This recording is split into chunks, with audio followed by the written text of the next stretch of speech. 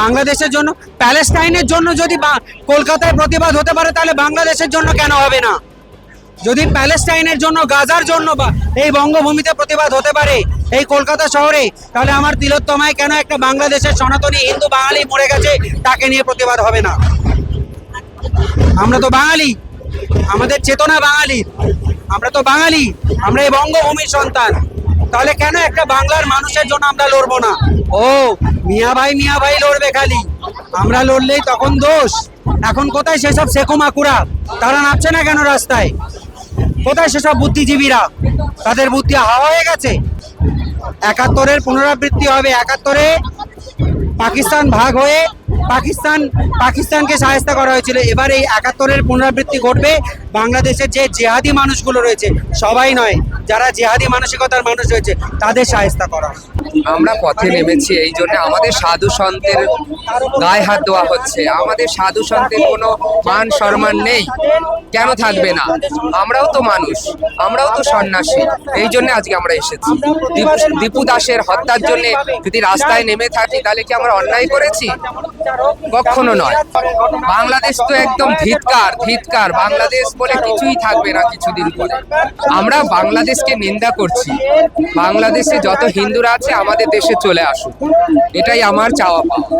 Actually দেখুন, আমরা সনাতন ধর্মের মানুষ, আমরা পাহাড়ে পর্বতে এখানে ওখানে পড়ে থাকি, কিন্তু বাংলাদেশে যে একটা হত্যাকাণ্ড হয়েছে আপনারা সবাই জানেন, তার উপরে আমরা খুবই মর্মাহত, ব্যথিত। আমরা নাগা সন্ন্যাসীরা গঙ্গাসাগরে আসি, পশ্চিমবঙ্গেতে আসি, ভালো লাগে, দক্ষিণেশ্বর ঘুরি, কালীঘাট ঘুরি, এবং আমাদের আগেরও পূর্বস্থলী এখানে আছে বলে ভালো লাগে।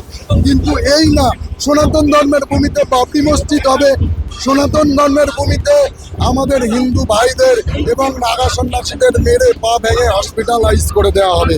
এই জন্যই আজকে আমি 2000 নাগা সন্ন্যাসী নিয়ে চেতাবাণী দিতে নেমেছি রাজ্য সরকারের কাছেও, কেন্দ্র সরকারের কাছে এই জন্য চেতাবাণী দিচ্ছি, বাবরি মসজিদের পারমিশন কেন ওখানে দেওয়া হলো। আর রাজ্য সরকারের কাছে এই জন্য চেতাবাণী দিচ্ছি, আপনার এই বিশাল ব্যারিকেড করার কি প্রয়োজন আছে? আমরা তো মাত্র 5000 সন্ন্যাসী এসছি। 5000 সন্ন্যাসীকে যদি আপনারা প্রতিপালন না করতে পারেন, তাহলে এত বড় রাজ্যকে আপনি কি করে প্রতিপালন করবেন? আমার যদি ক্ষমতা থাকতো, আমি হিন্দু ভাইদের বাংলাদেশ থেকে নিয়ে আসতাম, নিয়ে এসে রিফিউজি ক্যাম্পে রাখতাম। অনেকবার রিফিউজি ক্যাম্প করা হয়েছে, সিআর পার্কও দিল্লিতে তৈরি করা হয়েছিল।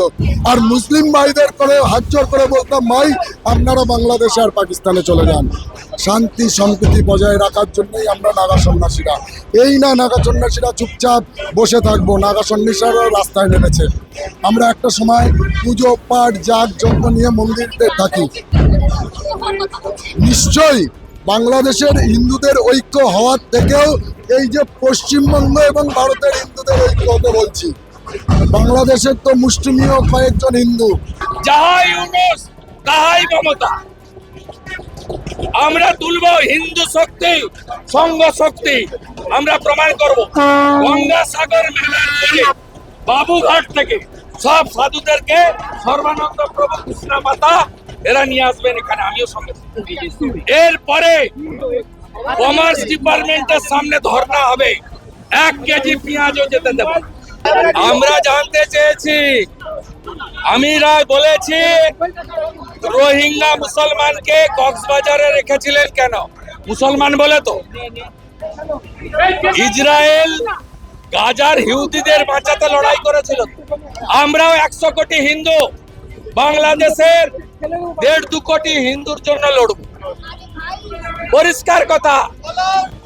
আমরা অপারেশন সিন্দুরের মতো এদের শিক্ষা দিতে হবে, এই দাবি চাই।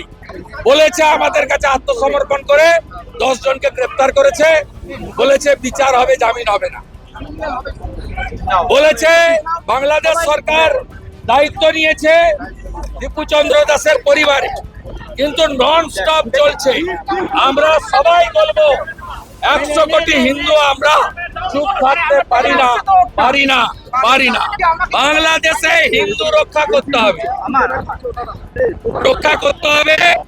4 দিন ধরে মিট করেনি, ভয় মিট করেছে। দেখুন দেখুন সাধুরা এসছে, দেখুন কি করেছে, দেখুন দেখুন রাস্তা খুঁড়ে কি করেছে দেখুন। শুভেন্দু অধিকারী বিরোধী দলনেতা, তিনি কলকাতায় বাংলাদেশ ডেপুটি হাই কমিশনের সামনে বা অন্য কোথাও এখানে বসে বলছেন বাংলাদেশের বিরুদ্ধে এই করতে হবে, ওই করতে হবে, সেই করতে হবে। আরে করবেটা কে? এ তো সেই গল্পের মতো, লাও তো বটে কিন্তু আনে কে? আনার দায়িত্ব তো কেন্দ্রীয় সরকারের।